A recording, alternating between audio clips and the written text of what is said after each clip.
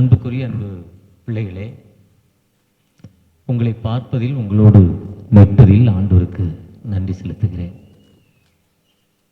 இந்த கூட்டம் எனக்கு ஒரு புதுமையான ஒரு கூட்டம். பொதுவாக திருச்சபைகளில், ஆலயங்களில், சபைகளில், வீடுகளில் சென்று சில வார்த்தைகள் பேசுவது என்பது அது மிகவும் எனக்கு எளிது. ஆனால் வளரும் பிள்ளைகளாகிய உங்களுக்கு ஏற்ற மாதிரி பேசுவது என்பது எனக்கு கொஞ்சம் கடினம்தான்.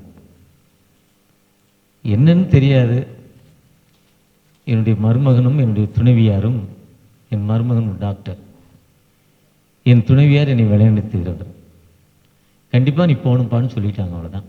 நான் காலையிலேருந்து வீட்டிலேருந்து கிளம்பி கிட்டத்தட்ட 4:30க்கு கெட்டப் ஆனேன். 5 மணிக்கு ஒரு சர்வீஸ் அட்டன் பண்ணேன். அதைத் தொடர்ந்து என்னுடைய காலை கடன்களை முடித்து 9:30 10 மணிக்கு காரில் ஏறி ஒரு திருச்சபை டெடிகேஷனை முடித்து அங்கேருந்து இங்கே வந்திருக்கிறேன். ஆனால் என்னுடைய மனைவியுடைய ஆடை நீ போயிட்டு வா, அவ்வளோதான். பொதுவாக விட மாட்டாங்க இந்த அளவுக்கு. ஏன்னா எனக்கு வயது 66, 66. ஒரு டயபெட்டிக் பேஷண்ட். 33 ஆண்டுகளாக ஒரு 35 ஆண்டுகளாக ஒரு டயபெட்டிக் பேஷண்ட். சற்று பலவீனம் இருந்தாலும் அன்பு தம்பி ஆரோன், அங்கே வந்து தான் அவர் பேர் எனக்கு தெரியும். இதுவரையும் அவர் பேர் தெரியாது. நான் என் செல்லில் ஃபீட் பண்ணல வரேன். பொதுவாக சாதாரணமாக செல்லில் அவர் நம்பர் 73 அது மட்டும் ஞாபகம் இருக்குது. அது போட்டால் கிட்டத்தட்ட வந்துடும். இங்கே வந்து ஒரு 10 மினிட்ஸ்க்கு மேலே தான் ஆரோன் யாருன்னு எனக்கு தெரிஞ்சது. ஒரு டாக்டர். அது எங்களுடைய நாங்கள் ஆரம்பிக்கப்பட்ட ஒரு மருத்துவமனையில், ஆர்எம்எஸ் மருத்துவமனை மணலி நியூ டவுனில் இருக்கிற அவருடைய சீஃப் டாக்டராக இருக்கிறாருன்னு எனக்கு இங்கே வந்த பிறகு தான் தெரியும். ஏன்னா நம்ம அவ்வளோ படிக்காத ஆள், அவ்வளோ ரொம்ப நாலேஜ் கிடையாது. இருந்தாலும் இங்கே வந்த பிறகு எங்களோடு அருமையான அன்பு சகோதரர் கிங் சாலமோன், அதுதான் கிங்ஸ் ஸ்கூல்னு சொல்லப்பட்டிருக்கு. உடனே அந்த அம்மா பேரை பார்த்தேன். மெர்சி, இரக்கம், உருக்கம், நீடிய சாந்தம், குயின். அவங்க பேர் நான் குயின் இருக்குன்னு பார்த்தா, நான் இரக்கம், உருக்கம், நீடிய சாந்தம், சங்கீதம் 145:8, யாத்ராம் 34:6, யாக்கோபில் சொல்லப்பட்டிருக்கு. ஆண்டவர் இரக்கமும் மன உருக்கமும். அப்படிப்பட்ட ஒரு ராஜாவும் இரக்கம் உள்ள மக்கள் ஒன்றாக இணைந்து இந்த பள்ளியை நடத்துகிறாங்க. எல்லாத்துக்கும் தமிழ் தெரியுமான்னு எனக்கு தெரியல. ஏன்னா அவங்க வீட்டுக்கு பக்கத்தில் இருக்க ஹாஸ்டல் பெண் பிள்ளைகள் வந்தீங்கன்னு எல்லாரும் இங்கிலீஷில் தான் பேசுனீங்க, கவனிச்சு. அதனால் கேட்டேன், எல்லாத்துக்கும் தமிழ் தெரியுமான்னு கேட்டேன். அருமையான அன்பு தம்பி ஆரோன் ஐயா தெரியும்னு சொன்னார். அவரை நான் வாழ்த்துகிறேன். இந்த அலுமினி மீட்டிங்கோட செக்ரட்டரி அமலா ஜெரால்டு, உண்மையான திருவாரூர் பக்கத்தில் நன்னிலம், ஒரு ஹுட் கிராமம் நன்னிலம். திருவாரூர் என்பது நம்முடைய முதலமைச்சர், தமிழகத்துடைய முதலமைச்சர், முன்னாள் முதலமைச்சர் கருணாநிதி அவர்கள் பிறந்து வளர்ந்த ஊர் குவளை. அதிலிருந்து 12-15 கிலோமீட்டர் நன்னிலம். பல முறை என்னுடைய பிஸ்னஸ்க்காக நான் போயிருக்கேன். ரொம்ப ஹுட் கிராமம். மக்களுடைய பெரிய உணவு வெத்திலையும் பாக்கு தான். அவங்களுக்கு வெத்தலை பாக்கு இல்லாமல் இருக்க மாட்டாங்க அந்த மக்கள். ஆனால் இப்போ மாறிட்டாங்க. ரொம்ப விவசாயம் நிறைந்த ஒரு பகுதி. அங்கே டாக்டராக ரொம்ப நாளாக பணி செய்கிறார். அருமையான அன்பு தம்பி அமலா ஜெரால்டு அவர்களை வாழ்த்துகிறேன். நல்லா அருமையாக முதல்ல 2 பிள்ளைகள் பாடினாங்க, ஒரு தம்பியும் ஒரு தங்கையும். ரொம்ப நல்லா சூப்பராக பாடினாங்க. அவரை வாழ்த்துகிறேன். ரொம்ப நேச்சுராக எல்லா பாட்டும், பிரிக்பான்ஸ் பாட்டு, இண்டிபெண்டன்ட் பாட்டு, கீர்த்தனைகள் ரொம்ப சாதாரணமாக ஸ்டார்டிங் டபுள் இல்லாமல் ரொம்ப சூப்பராக பாடினாங்க. கடகடன்னு பாடினாங்க. ரொம்ப அருமையாக பாடினாங்க. அந்த தம்பி கடைசியாக ஒர்க்ஷிப் ரொம்ப ரொம்ப ரொம்ப டேலண்டட். ஆண்டவர் நல்ல தாளந்துகளை உங்களுக்கு கொடுத்திருக்கிறார். அதை நீங்கள் பயன்படுத்துங்கள். விசேஷமாக இந்த நாளில் உங்களோடு இருப்பதில் ஆண்டவருக்கு நன்றி செலுத்துகிறேன். ஒவ்வொருவரையும் வாழ்த்துகிறேன். அருமையான ஒரு வாக்கு தத்தத்தை இந்த 19வது மீட்டில் போட்டிருக்கு. The Lord will fight for you. You need only to be still. நீங்கள் சும்மா இருப்பீர்கள், கர்த்தர் உங்களுக்காக யுத்தம் பண்ணுவார். 19 என்றவுடன் சங்கீதம் 19, வானங்கள் தேவனுடைய மகிமையை அறிவிக்கிறது, பகலுக்கு பகல் அவருடைய செய்கைகளை அறிவிக்கிறது என்று சொல்றார். அது மட்டுமல்ல, கர்த்தருடைய வேதம் குறைவற்றதும் ஆத்துமாவை உயிர்ப்பிக்கிறதும். அடுத்த வசனம், அந்த சங்கீதம் 19 என்பது சிறப்பு. அடுத்து அந்த சிறப்பு 19:12, தன் பிழைகளை உணர்கும் யார்? அருமையா அந்த ஒர்க்ஷிப் பண்ண தம்பி அந்த ஒர்க்ஷிப் முடிவில் சொன்னார், நான் பிடி படித்தாலும் இறையில் படித்தாலும் கர்த்தரை விட்டு பின்வாங்கிட்டேன். ஆனால் ஆண்டவர் உங்களை கொண்டுதான் செய்ய வேண்டும் என்று இருக்கிறப்ப நீ எங்கேயும் போக முடியாது. யோனா எனிவேக்கு போனால் தர்சீஸுக்கு போனார். போடான் இன்னும் உன்னை விட்டுட்டு இன்னொரு ஆளை கூப்பிட்டுருக்கான். உடலை கடலுக்குள்ளே தூக்கி போட்டு மீன் வயிற்றுக்குள்ளே 3 நாள் இருந்து வெளியே வந்து நினிவேக்கு கொண்டு வந்து அவனுக்கு ஒரு டீச்சிங் கொடுத்து அவனுக்கு ஒரு ரட்சிப்பை கொடுத்த ஆண்டவர். அதுதான் அவருடைய சித்தம். அதுதான் எரேமியா 1:5, நீ தாயின் கருவில் உருவாகும் முன்னே நீ ஜாதிகளுக்கு தீர்க்கதரிசியாக அபிஷேகம் பண்ணிட்டேங்கிறார். ஒருவேளை இந்த பள்ளியில் படிப்பது என்பது ஒரு மிஷன், ஒரு அர்ப்பணிப்பு. நான் இந்திய மிஷனரி சங்கத்தில் 6 ஆண்டுகள் பிரசிடெண்டாக இருந்திருக்கிறேன். இந்தியாவில் பல மாநிலங்களுக்கு கடந்து போயிருக்கேன். இப்போ நேஷ்னல் மிஷனரி சொசைட்டி ஆஃப் இந்தியாவில் நவ் ட்ரெஷரராக இருக்கிறேன். இப்பொழுது இந்த நிலையில் வரை இப்பொழுதும் பல மாநிலங்களுக்கு கடந்து போயிருக்கிறேன். சாரா டக்கர் காலேஜ் பாளையங்கோட்டை தென்னிந்தியாவின் முதல் பெண்களுக்கான கல்லூரி, இந்தியாவின் ஆக்ஸ்போர்டு என்று சொல்லப்படுற கல்லூரியில் செக்ரட்டரியாக, ட்ரெஷரராக, செக்ரட்டரியாக, கரஸ்பாண்டண்டாக 5 ஆண்டுகள் 6 ஆண்டுகள் பணி செய்திருக்கிறேன். டிடிடிஏ டேனியல் ராஜம்மாள் எஜுகேஷன் காலேஜில் இளஞ்சி குற்றாலத்தில் 6 ஆண்டுகள் செக்ரட்டரியாக பணி செஞ்சுருக்கிறேன். இப்படிப்பட்ட சமூக பணி இருந்தாலும் ஆண்டவர் இந்த பள்ளியில் படிப்பது, இது உங்களை தெரிந்தெடுத்து இங்கு அழைத்து வந்திருக்கிறார். ஒரு அர்ப்பணிப்புள்ள பெற்றோர்கள், அருமையான அன்பு சகோதரி மெர்சி அம்மாவும் அருமையான கிங்ஸ் சாலமோன் ஐயாவும் இணைந்து, ராஜாவாகிய சாலமோனும் இணைந்து உங்களுக்கு ஒரு நல்ல பெற்றோர்களாக, நல்ல ஒரு கிராண்ட் ஃபாதராக, நல்ல அங்கிளாக கொடுத்துருக்காங்க. இந்த மக்கள் மத்தியில் கர்த்தர் உங்களுக்காக யுத்தம் பண்ண வேண்டும். அதற்கு எப்படி யுத்தம் பண்ணுவார்னா, யாருக்கு யுத்தம் பண்ணுவார்? இதே மாதிரி ஒரு ஸ்கூல், மத்தியானம் லஞ்சு டைம், எல்லோரும் லஞ்சு கண்டிப்பாக எடுத்துகிட்டு வந்துடணும். எல்லோரும் லஞ்சு ஸ்கூலில் தான் சாப்பிடணும், வீட்டுக்கு போகக்கூடாது. அதில் 2000 பிள்ளைகள் படிக்கிற ஒரு ஸ்கூல், கிராமம். ஒரு பிள்ளை டிஃபனை திறந்து சாப்பாடு எடுத்து வைக்குது, சாப்பிடுது. சாப்பிட ஆரம்பிக்கிறப்ப அங்கேருந்து வேகமாக ஒரு தம்பி வேகமாக வர்றான், தெரியாது. அவன் அந்த சாப்பாட்டை தன் காலால் மிதித்து விடுகிறான், தட்டி விடுகிறான். சாப்பாடு கொட்டி விட்டது. கீழே கொட்டிவிட்ட சாப்பாட்டை அந்த பெண் மகள் எடுத்து தன் டிஃபனில் போட்டு திரும்ப சாப்பிடுது. இதேமாரி வெரண்டா, போர்ட்டிக்கோ கீழே கொட்டிடுச்சு, மண்ணாக இருக்குது. அந்த சாப்பாடை எடுத்து உள்ளே போட்டு சாப்பிடுது. எல்லா பிள்ளைகளும் சீச்சி இது என்ன பிள்ளை, ரோட்டில் போட்ட சாப்பாடை போடுது, மண்ணில் விழுந்தது திங்குது, பண்ணி மாதிரின்னு பல அவங்களுக்கு வந்த வகையில் பண்ணி, மாடு ஃபுல்லோ வெப்பலோ ஏதோ சொல்லுதுங்க. ஆனால் அந்த பொண்ணு காது கேட்கல. நீ ஏதாவது பேசிப்போன்னு சாப்பிட்டுக்கிட்டே இருக்கு. 2 மணிக்கு ஸ்கூல் பெல் அடிச்சாச்சு. எல்லோரும் கிளாஸில் உட்காந்தோன்னே எல்லாம் முணுங்குது. இந்த பிள்ளைகிட்ட மட்டும் யாருமே பேசலை. கிளாஸ் டீச்சர் அப்போ ப்ரீ டீச்சர்கிட்ட போய் சொல்கிறாங்க, இந்த பாப்பா இதேமாரி சாப்பிட்டா, அசிங்கமான வேலை பார்த்தா, கீழே விழுந்த சாப்பாடு எடுத்து சாப்பிட்றா. உடனே அந்த டீச்சர் கூப்பிட்டு கேட்குறாங்க, என்ன சொல்லியிருக்கலாமாம்மா, நான் உனக்கு பக்கத்தில் ஏதாவது சாப்பாடு வாங்கி தந்திருப்பேன்ல, இல்லை என்னுடைய சாப்பாடு உனக்கு பாதி தந்திருப்பேன், ஏன் அப்படி சாப்பிட்டேன்? இல்லையே, நான் விருப்பப்படலையே, நான் அதை தானே சாப்பிடணும் அந்த பொண்ணு சொல்லுது. சாரி டீச்சர்னு கூட சொல்லலை. அதுக்கு தன் காதுகளை திருப்பவில்லை. எதுக்கு இந்த பிள்ளை திருப்ப மாட்டுதுன்னு திருப்பி அந்த ஹெட் மாஸ்டர்கிட்ட கூப்பிட்டு போகிறாங்க. நம்ம மெர்சி அக்கான்னு சொல்லலாம், மூத்தவங்க, இல்லை தாஸ் மேடம் சொல்லலாம், இல்லை மம்மின்னு சொல்லலாம், இல்லை கிராண்ட் மம்மின்னு சொல்லலாம்.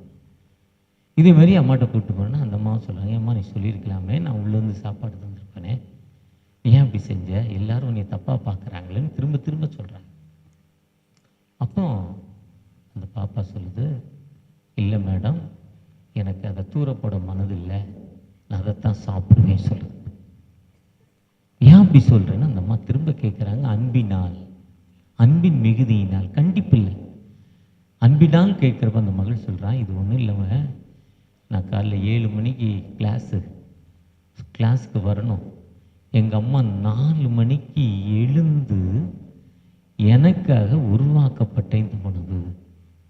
அதிகாலை 4 மணிக்கு எழுந்து, நான் கொண்டாந்துக்கு நான் சொல்லிட்டு இருந்தேன், இப்போ லெந்து நாட்கள் 4:30 மணி சர்வீஸு, தினமும் நாளை எண்ணிக்கிட்டே இருக்கிறோம் எப்போ முடியும்னு. தூக்கத்தை விட்டுட்டு எழுந்திருக்க அவ்வளோ சோம்பேறித்தனமாக இருக்குது. ஆனால் தன் பிள்ளைக்காக தினமும் 4 மணிக்கு என் அம்மா எழுந்து சமைத்த உணவு, அதை என்னால் விட்டு இருக்க முடியாது. 2வது, எங்கள் அப்பா ஒரு கூலி வேலை செய்கிறவர், ரிச்சா ஓட்டுறாரு. மூட்டை தூக்கி ரிச்சாவில் போட்டு அந்த ரிச்சாவை மார்க்கெட்டில் பல கடையில் இறக்குனா ஒரு மூட்டைக்கு 5 ரூபா 10 ரூபா. அதன் மூலம் ஒரு நாளைக்கு 500 ரூபா 600 ரூபா வருமானம். எங்கள் அப்பாவுடைய வேர்வை ரத்தம் வேர்வையாக மாறி பிளட்டு வந்து சுட்டிங்காக மாறி அதனால் உருவாக்கப்பட்டு அரிசி வாங்கப்பட்டு எனக்காக எங்கள் அப்பா கஷ்டப்பட்ட அந்த காசை எனக்கு தூரப்போட மனதில்லை. 2. 3வது, ஒரு விவசாயி இந்த அரிசியை அறுவடை செய்வதற்கு 120 நாட்கள் அந்த வயலுக்குள்ள பாம்பு இருக்கும், பல்லி இருக்கும், காட்டு பண்ணி இருக்கும், ராத்திரி நேரத்தில் தண்ணி இருக்காது. அவன் எழுந்து மோட்ரு போட்டு அதுக்கு களை எடுத்து விளைய வைத்து அறுத்து களத்துக்கு கொண்டு வந்து அதை அரிசியாக்கி கொடுப்பதற்கு அந்த வேர்வை எவ்வளவு கஷ்டப்பட்டிருக்கோம். அதை நான் தூர போட மாட்டேன்னு சொன்னாங்களாம். அப்படி சொன்னதால் அந்த அம்மா அந்த ஹெட்மாஸ்டர் பாராட்டினார். அது மட்டும் இல்லை, அதுக்கப்புறம் அந்த அம்மா கலைமாமணி விருந்து வாங்கினாங்களாம். உலகத்தில் ஒரு பெரிய நேஷ்னல் அவார்டு அந்த அம்மாவுக்கு கிடைச்சிதான். காரணம் என்னன்னா, தன் பெற்றோர்களை மதித்தாங்க, தனக்காக உழைத்த விவசாயியை நினைத்தாங்க. அதை நினைத்ததால் அந்த அம்மாவுடைய வாழ்க்கை முன்னேறிச்சு. அந்த நினைப்பு தாங்க படிக்கிற உங்கள் மத்தியில் ஒவ்வொருவருக்கும் இருக்க வேண்டும். ஏன்னா வானங்கள் தேவனுடைய மகிமை அறிவிக்கிறது, பகலுக்கு பகல் அவர் வார்த்தையை பொறியது. எப்படின்னா, நீதிமொழிகள் 18:9 சொல்லுது, தன் வேலையில் அசதியாக இருப்பவன் அழிமனுக்கு. நீங்கள் படிக்க வந்திருக்கீங்க, படிக்க வேண்டிய காலத்தில் நீங்கள் நல்லா படித்தாதான். அருமையான அன்பு தம்பி ஜெரால்ட், அம்மலா ஜெரால்ட், எவ்வளோ தம்பி சம்பாதிக்கிறேன்னு கேட்டேன். 1,35,000 ஒரு எவ்ரி மந்த்துன்னு சொல்கிறார். அடுத்து ஒரு கொஸ்டின், எங்கே என்ன பண்ணுற? கவர்மெண்ட் ஹாஸ்பிட்டலாம் உன்னை மாற்றுவாங்களேன்னு கேட்டேன். மாற்றினாலும் திருப்பி வந்துடுவேன் அங்கன்னு அவர் சொல்கிறார். அதுக்கு என்ன பண்ணுவேன்? அதுக்கு தான் சம்பாதிக்கிறேனே. தேவ கிருபை, மனித உழைப்பு. ஒரு நாளைக்கு 100 பேஷண்ட்டை பார்க்குறீங்க. எத்தனை பேஷண்ட்டு? 100 பேஷண்ட்டில் கண்டிப்பாக ஒருத்தர் 10 பேரை அவர் ஃப்ரீயாக பார்த்துட்டாங்கன்னு வர வழியே கிடையாது. அந்த நன்னிலாம் அப்படிப்பட்ட ஊர் எனக்கு நல்லா தெரியும். 40 வருஷமாக நன்னியில் எனக்கு பழக்கம். விவசாயிகள் நிறைந்த பகுதி. ஒன்று தண்ணி வந்துடும், விளைஞ்சிரும். அறுக்க போகிற நேரத்தில் மழை பெஞ்சு எல்லாம் நாசி ஆயிடும். தண்ணி வந்துடும், விளையும். அறுக்க போகிற நேரத்தில் மழை இல்லாமல் விளையாது, அறுக்க முடியாது, இல்லை விலை இருக்காது. விவசாயிகள் நிறைந்த பகுதி. ஆனால் அர்ப்பணிப்போடு பணி செய்தது அந்த ஜெரால்டுடைய வாழ்வு. எங்களுடைய மருத்துவமனையில் ஆரோன், இஸ்ரவேலே கர்த்தரை நம்பு, ஆரோன் குடும்பத்தாரே கர்த்தரை நம்புங்கள், சங்கீதம் 115. அந்த ஆரோன் அதே மாதிரி அருமையாக அந்த தம்பி ஒர்க்ஷிப் பண்ணார். இவர் தான் நினைக்கிறேன். இந்த லைட்டு முன்னப்போ தான் தெரியுது. என்ன அழகா, என்ன நேச்சுரலா, சூப்பரா. 2 பிள்ளைகள். அந்த பாப்பா காணலைங்க. அந்த பாப்பா இன்னொரு தம்பியும் என்ன அருமையா அந்த கையை காட்டுறாங்க, என்ன அருமையா. இப்படி ஒவ்வொருத்தருக்கும் ஒரு தாளந்து இருக்கு. இந்த தாளந்தை கொடுத்து நீங்கள் என்ன பண்ணணும்? தூங்கக்கூடாது. நீதிமொழிகள் 22:29, தன் வேலையை ஜாக்கிரதைப்பவனை கண்டாயானால் நீசருக்கு முன்பாக நிற்காமல். இந்த தம்பி ஒர்க்ஷிப்பில் நல்லா டெவலப் பண்ணார்னா இன்னைக்கு ஐசக் ஜோ பெரிய ருச்சி பீடர், 1000 ரூபா டிக்கெட்டு. எவ்வளவு? எதுக்குன்னா 1000 ரூபா அவருக்கு இல்லை, அப்போதான் அங்கே நீ மதிப்பாங்கங்கிறார் அவர். ஒரு ப்ரோக்ராம் வர்றதுக்கு 1.5 லட்சம் ரூபா ஃபீஸ் அவருக்கு. டெவலப்மெண்ட் ஒரே ஒரு ப்ரோக்ராம், டாக்டர் அது ஒரு மாதத்துக்கு தான். இவர் ஒரு நாளைக்கு 1.5 லட்சம் ரூபா வாங்கலாம், ஆனால் வாங்கக்கூடாது, வாங்க மாட்டார். ஏன்னா அவர் படிக்கிற இடம் அப்படிப்பட்ட இடம். அவளுக்கு பெற்றோர்கள் அர்ப்பணிப்புள்ள மக்கள், கவர்மெண்ட் வேலையை விஆர்எஸ் வாங்கினவங்க. அப்போ கொடுக்கப்பட்ட வேலையை நீங்கள் சரியாக செஞ்சால் ஆண்டவர் உங்களை உயர்த்துவார். சின்ன பிள்ளைங்களே இருக்கோம், ஃபஸ்ட் ஸ்டாண்டர்ட் இருக்கோம், செகண்ட் ஸ்டாண்டர்ட் இருக்கோம், தேர்ட் ஸ்டாண்டர்ட் இருக்கோம். உங்களுக்கு ஒரு நோக்கத்தோடு, இது என்னையால முடியுமா முடியாதா, இது என்னையால செய்ய முடியுமா முடியாதா, நீங்க நினைக்கிறப்போ உங்களால முடியும். உன்னால் முடியும் தம்பி. டாக்டர் கலைஞர் 9வது படிச்சாராம். அப்போ ஒரு கேள்வி, அவற்ற இல்ல, ஜென்ரலா பெண்களுக்கு தலை மண்டையில் இருக்கிற முடியில இருக்க வாசனம் ஒரிஜினலா டூப்ளிகேட்டா? இது கேள்வி. ஒருத்தர் சொல்றாரு டூப்ளிகேட்னு சொல்றாரு. அப்போ கீழே உட்கார்ந்துருக்கிற 9வது படிக்கிற கலைஞர் கேட்கிறாரா, அவன் மண்டியில் இருக்க முடி எப்படி இருந்தா உனக்கு எப்படிறா தெரியும்னு கேட்டாராம். இந்த கேள்விதான் ஒரு முதலமைச்சரை மாறிச்சான். முந்தா நாள் வாட்ஸ்அப்ல நான் கேட்டேன். அந்த மைண்ட் செட்டு, அப்ப நமக்கு இருக்கிற அந்த மைண்ட் செட்டை என்ன பண்ணணும், நம்ம சரியா பயன்படுத்துறப்போ அந்த எண்ணாகம் யாத்ராகமம் 14:14, யோவான் 14:14, என் நாமத்தினால் எவைகளை கேட்டாலும் அவைகளை நான் உங்களுக்கு தருவேன், நீங்கள் சும்மா இருப்பீர்கள், கர்த்தர் உங்களுக்காக யுத்தம் பண்ணுவார். இந்த 14:14 நினைச்சு 2:14-28 கூட்டினீங்கன்னா உபாகம் 28ஆம் அதிகாரம், நான் உனக்கு விதிக்கிற கட்டைகளை நீ கருத்தாய் கை கொள்வாயானால் உலகத்துள்ள சகல ஜாதிகளும் உன்னை மேன்மையாக வைப்பேன். எனக்கு இங்க வந்து இந்த 14 அந்த 14 ஞாபகம் வருது. இதுக்கு முன்ன வரல. நான் பெரிய பேச்சாளர்லாம் இல்லை. ஆனா உங்களுக்கு நான் என்ன பேசணும் அங்க உட்காந்து கேட்டேன். அப்போ நாம் ஆண்டவர் கொடுத்த வேலையை சரியா செய்ய வேண்டும். உங்களுடைய பெற்றோர்கள் கொண்டாந்து இங்க விட்டுருக்காங்க, நல்லா படிக்கணும்னு. இந்தியா முழுவதும் மிஷனரிமார்கள். இன்னைக்கு மிஷன் என்பது ரொம்ப கஷ்டம் இந்தியாவில். நீங்கள் நன்றாக படிக்க வேண்டும் என்று இங்கு கொண்டாந்து விட்டுருக்காங்க.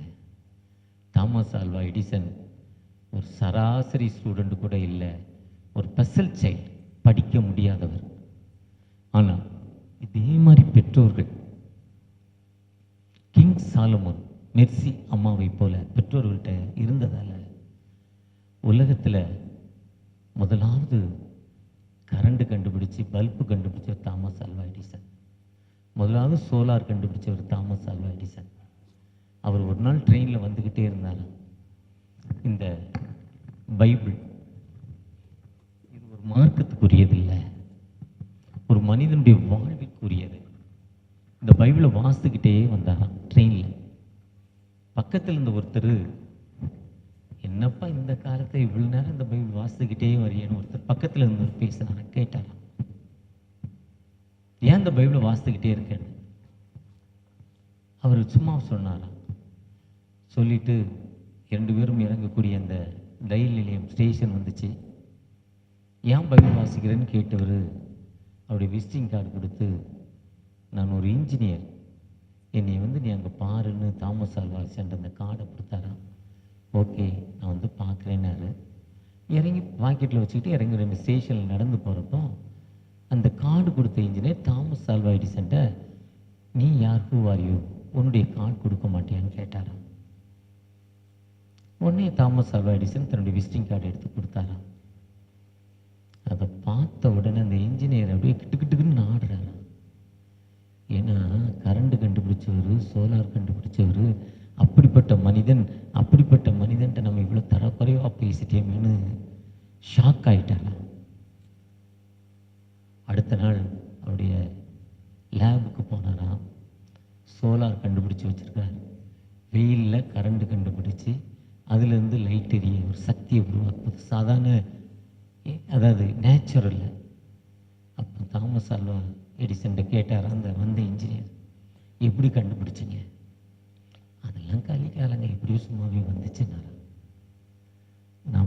நம்மை தாழ்த்தி நீங்கள் ஒப்பு கொடுக்குறப்போ உண்மையாகவே இந்தியாவில் உள்ள ஒரு பெரிய விஞ்ஞானியாக அப்துல் கலாமை போல, இந்தியாவில் ஒரு பெரிய தீர்க்கதரிசி டாக்டர் டிஜிஎஸ் தினகரனை போல அருமையான தம்பி அந்த ஒர்க்ஷிப்பில் தன்னை இன்னும் இணைத்து கொள்றப்போம். டாக்டர் டிஜிஎஸ் தினகரன், மகிழ்ச்சி ஆசிரியர் Jeevanandam, ACA Sam Sundaram, doctor J Singh, Daniel, LCF founder Daniel, இவர்கள்லாம் இருக்கப்போ சென்னையில் மழையினால் அழியாது. வர்ற மழை ஆந்திராவுக்கு போயிடும். அவங்களாம் சமகாலத்தவர்கள். அதே போல் இந்த தம்பி ஆண்டவர் உயர்த்துவார். அன்பு பிள்ளைகளாகி உங்களை உயர்த்துவார். ஒரு ஐஏஎஸ் ஐபிஎஸ் தெய்வ சகாயங்கிற ஒரு நேச்சுரலான ஒரு ஜெனியன் பெர்சன் இந்தியாவில் இருந்தார். ஐஏஎஸ் ஐபிஎஸ் அதே மாதிரி ஒரு நல் மனிதர்களாக உங்களை உருவாக்குவாங்க. சில நிமிடங்கள் சகோதரனோடு கிங் சாலமோன் ஐயாவோடு மெர்சி அம்மாவோடு பேசிகிட்டு இருக்கப்போ அவங்க இங்கே நடக்கிற மிரக்கல்ஸ் அற்புதங்களை பற்றி சொல்லிக்கிட்டு இருந்தாங்க. அதே அற்புதம் உங்கள் வாழ்க்கையில் கிடைக்கும். ஒருவேளை நீங்கள் படித்து முடித்து வெளியே போயிருக்கீங்க, நல்ல நிலையில் இருக்கீங்க, மீண்டும் அலுமினியம் மீட்டிக்கு உங்களை இணைத்துக் கொள்வதற்காக வந்திருக்கிற நீங்கள் சங்கீதம் 133:1 சகோதரர் ஒருமித்து வாசம் என்பது எத்தனை நன்மை, எத்தனை இன்பமானது என்ற வார்த்தைப்படி நீங்கள் வர்றப்போ எல்லா நிலையிலும் உயர்த்தும் ஆண்டவர். அந்த ஆண்டவற்ற தகப்பனே எங்களுக்கு வாழ்வு கொடுங்க. நான் நோக்கி பார்ப்போமா? கிறிஸ்துவுக்குள் வாழும் எனக்கு எப்போதும் வெற்றி உண்டு. கிறிஸ்துவுக்குள் வாழும் எனக்கு எப்போதும் வெற்றி உண்டு. கிறிஸ்துவுக்குள் வாழும் எனக்கு எப்போதும் வெற்றி உண்டு. ஆம் தகப்பனே, மீண்டுமாய் இந்த கிங்ஸ் குயின் பள்ளிக்காகப்பா, ரெசிடென்ட் பள்ளிக்காக, இருப்பிடத்தை கொண்டிருந்த பள்ளிக்காக ஜெபிக்கிறோம். இதை நடத்துகிற அன்பு சகோதரர் கிங் சாலமோன் ஐயாவுக்காக, மெர்சி அம்மாவுக்காக ஜெபிக்கிறோம்ப்பா. அவளோடு இணைந்து பணி செய்கிற ஒவ்வொரு பிள்ளைகளும், இங்கே பணி செய்கிற ஆசிரியர்கள், ஆசிரியர் இல்லாத மக்கள் ஒவ்வொருவரையும் நாங்கள் வாழ்த்துகிறோம் தகப்பனை, ஜெபிக்கிறோம் அவளுக்காக. இந்த 19வது பழைய மாணவர்கள் கூடுகைக்கு வந்திருக்கிறவங்க படித்து பல நிலையில் உயர்த்தப்பட்டு இந்த உலகத்தில் உள்ள அநேக அந்தஸ்துகளில் உயர்த்தப்பட்டு தனக்கு பல வேலைகள் மத்தியிலும் இந்த அலுமினி மீட்டிங் பழைய மாணவர்கள் முன் மாணவர்கள் கூடுகைக்கு வந்திருக்கிற ஒவ்வொருவரையும் ஆசீர்வதிங்கப்பா. அவர்களுடைய தேவைகளை சந்திங்க. எத்தனையோ கஷ்டங்கள் வேதனைகள் இருந்தாலும், எத்தனையோ இக்கட்டான நிலைமையில் இருந்தாலும் அந்த அரக்கோணத்தில் இருக்கிற இந்த பள்ளிக்குள்ள வந்து இன்னைக்கு வந்ததினால் ஒரு உண்மையான ஒரு சந்தோஷத்தை பெற்றுக்கொள்ள அந்த மக்களுக்கு கிருபை செய்யுங்கப்பா. அவர்களுக்கு கூட ஒரு சகோதர பாசத்தை கொடுங்க. அவர்கள் மூலம் இந்த பள்ளி வெறும் 10th வரை இருப்பது வருகிற நாட்களில் +1 +2 என்று உயர்த்தப்பட்டு தகப்பனே, உமக்கு சித்தமானால் இது ஒரு யுனிவர்சிட்டியாக மாற்றப்பட வேண்டும் தகப்பனே. அருமையான அன்பு சகோதர கிங் சாலமோன் மெர்சி ஐயா காலங்களில் அவங்க இந்த முதுமை காலங்களுக்குள்ள இது ஒரு யூனிவர்சிட்டியா மாற்றப்பட நாங்கள் ஒருமித்து பணி செய்ய கிருபை செய்யுங்கப்பா. அநேக மிஷனரி பிள்ளைகள் இந்தியாவிலிருந்து படிக்கிறாங்க. அந்த பிள்ளையுடைய பெற்றோர்களுக்காக ஜெபிக்கிறோம். இன்னைக்கு கூட ஏதோ ஒரு மிஷனை மத்திய பிரதேசத்தில் ஒரு மிஷனரியை அரெஸ்ட் பண்றாங்கப்பா. வாட்ஸ்அப்ல பார்த்தோம். ஞாயிற்றுக்கிழமை திறந்த சர்ச்சை அடிச்சு உடைச்சி அந்த பிள்ளைகளை அரெஸ்ட் பண்றாங்கப்பா. அந்த மக்களுக்காக ஜெபிக்கிறோம்ப்பா. ஒரு இண்டிபெண்டன்ட் 2 பேரும் தகப்பனே, அப்படிப்பட்ட பிள்ளைகள் இங்க இருக்காங்கப்பா. தன் பெற்றோர்களுக்காக ஜெபிக்கிற பிள்ளைகளுக்காக அந்த பிள்ளையுடைய கண்ணீரை பார்த்து எங்களுடைய தேசத்தில் ஒரு பெரிய எழுப்புதல், எங்களுடைய தேசத்தில் ஒரு மனமாற்றம், எங்களுடைய தேசத்தில் நல் வாழ்வு கொடுக்க போற தயவுக்காக கூட நன்றி. இந்த பிள்ளைகள் மத்தியில இந்த தேசத்தோட உயர்ந்த ஐஏஎஸ் ஐபிஎஸ் அதிகாரிகள் எழுப்பணும்பா. இந்த தேசத்துல இந்த கூட்டத்திலிருந்து நீதிபதிகள் எழுப்பப்பட வேண்டும் தகப்பனே. இந்த தேசத்துல இந்த தேசத்தை ஆளும் பிரதமர்கள், கவர்னர், ஜனாதிபதி, முதல்வர்கள் உருவாக்கப்பட வேண்டும் தகப்பனே. அமைச்சர்கள் உருவாக்கப்பட வேண்டும். எம்எல்ஏ எம்பிக்கள் இந்த கூட்டத்திலிருந்து உருவாக்கப்பட வேண்டும். நாங்கள் ஜெபிக்கிறோம், ஆசீர்வதிங்கப்பா. உங்களுடைய தூயானுடைய மகிமை இந்த வளாகம் முழுவதும் விளங்கட்டும். விசேஷமாய் அன்பு சகோதரர், அன்பு தம்பி டாக்டர் சொல்றப்போ இங்கிருந்து நான் கடந்து போக வேண்டும் என்று வந்தாங்க. ஆனா காம்பவுண்டே இல்லை. ஆனா இங்க இருக்க இந்த அன்பு தேவ ஆவியனுடைய வல்லமை என்னை ஒரு டாக்டராக மருத்துவராக உயர்த்திருக்குன்னு சொன்னாங்க. அதே மாதிரி ஒவ்வொரு பிள்ளைகளும் எழுப்பப்பட வேண்டும். மன நோவினால் தங்களுடைய பெற்றோர்களுக்காக, உறவின் மக்களுக்காக, கைவிடப்பட்ட பிள்ளைகளுக்காக ஜெபிக்கிறோம், ஆசீர்வதிங்க. உங்களுடைய பிரசனம் ஒவ்வொரு பிள்ளைகளோடு இருக்கட்டும். மீட்பர் இயேசு மூலம் ஜெபம் கேளும் அன்பின் தகப்பனே.